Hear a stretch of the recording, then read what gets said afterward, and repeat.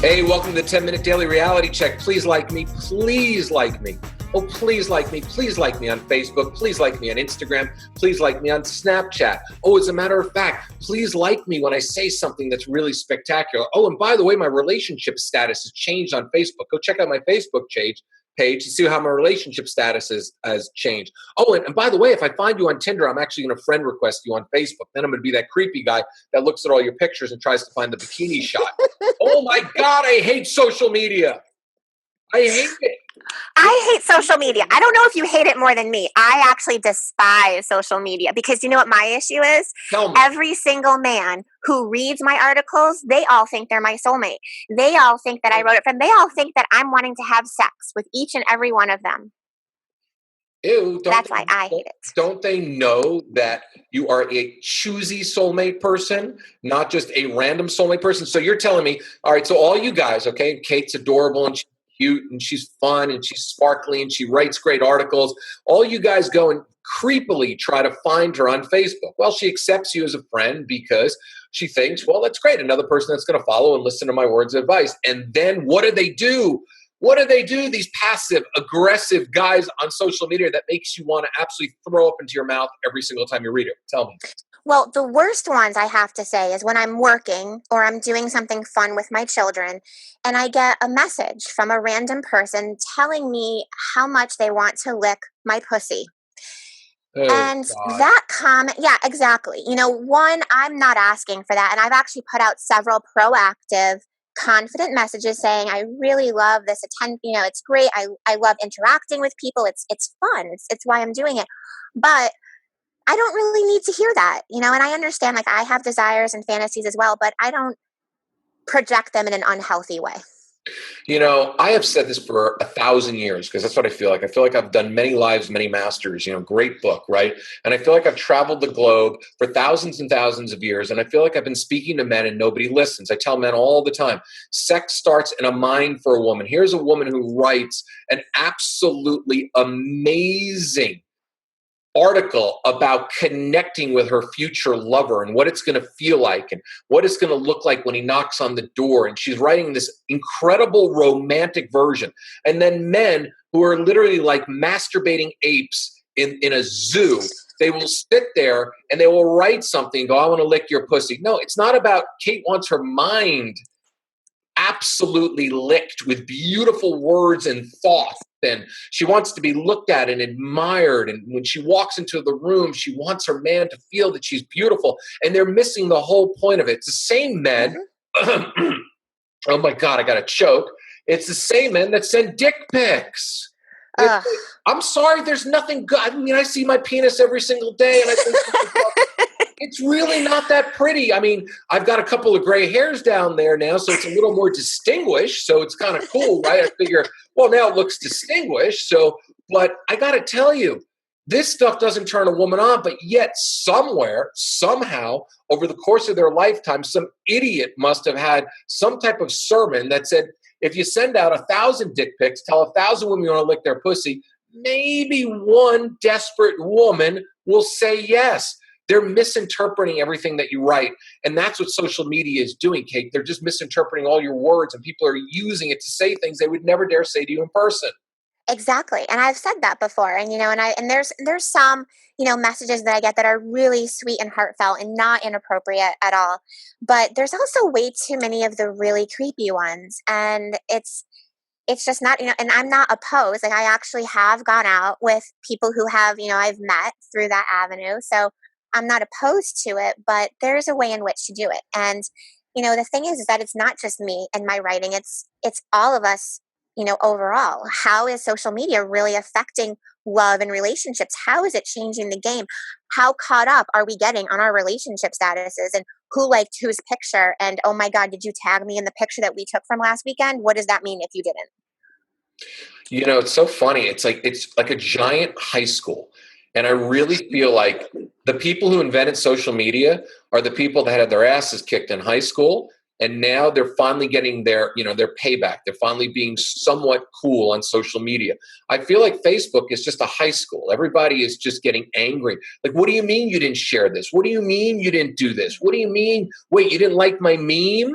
Well, no, I don't like your meme because I know you don't follow your meme. You just put memes up there so you can feel good about yourself. People are constantly changing their pictures because they're having an insecure moment. So they need the validation. We've become validation junkies instead of really validating ourselves. And if you think about it, Kate, the balance of what male and female relationships really what they're all about. If you think about the history of male and female relationships, for instance, if you and I were together and our love language is words of affirmations and physical touch, well, we need to affirm each other every single day through beautiful words, through beautiful things that we say. We need to be each other's best friends, and we need to touch the hell out of each other. Here, people are validating each other with the most ridiculous things, and there's no physical touch at all. So mentally, they're thinking because they're cool on social media, somehow or another, they're actually feeling okay about this, and we're starved for physical contact in this world. Yes, we are. Nobody really gets together anymore and has these conversations. People prefer to poke each other and backstab each other and not like each other and then talk about what someone else posted. And nobody's having that real physical connection anymore. And it's becoming so warped that, I wrote an article once that said, I will never change my Facebook status again, and I won't. And it's not because I don't think that I will be in a monogamous relationship or even be married. It's just that it's irrelevant. It's irrelevant what the world sees when I know what I feel. And I think that that main part is something that we're all lacking. We're letting the fear get into us so much so that we're becoming anxious about even the most secure, close relationships, those ones that we shouldn't be insecure about. Somehow social media is letting us feel that insecurity. Well, the thing is that you and I understand something, and it's called private life. It's private for a reason. I think it's sacred. A relationship is sacred. It's not something we vomit all over social media. I mean, even in my podcasts, I don't really talk about my personal life at all. A little bit here and there, but nothing really that you're going to hear. If I had great sex, it's between me and my lover, me and my partner. If I have a great relationship and I want to say, hey, my relationship was great this weekend, we did all those fun things, great, but I'm not going to air out my dirty laundry, nor am I going to have a relationship with anonymous people. And I think that's what people are doing. They're getting off on connecting with anonymous people. And people will Facebook friend request me all the time. And for you listening right now, let me tell you, if you're not cute and sexy, I'm not going to accept you as a friend. Okay. Otherwise, if you're cute, sexy, and adorable, I will accept you as a friend. No, just kidding. So I was going to say, is that the only reason why you accepted me? Come on. No, I accepted you because I read your stuff, and it was really great. And you were cute and sexy and adorable. So you had two things going for you.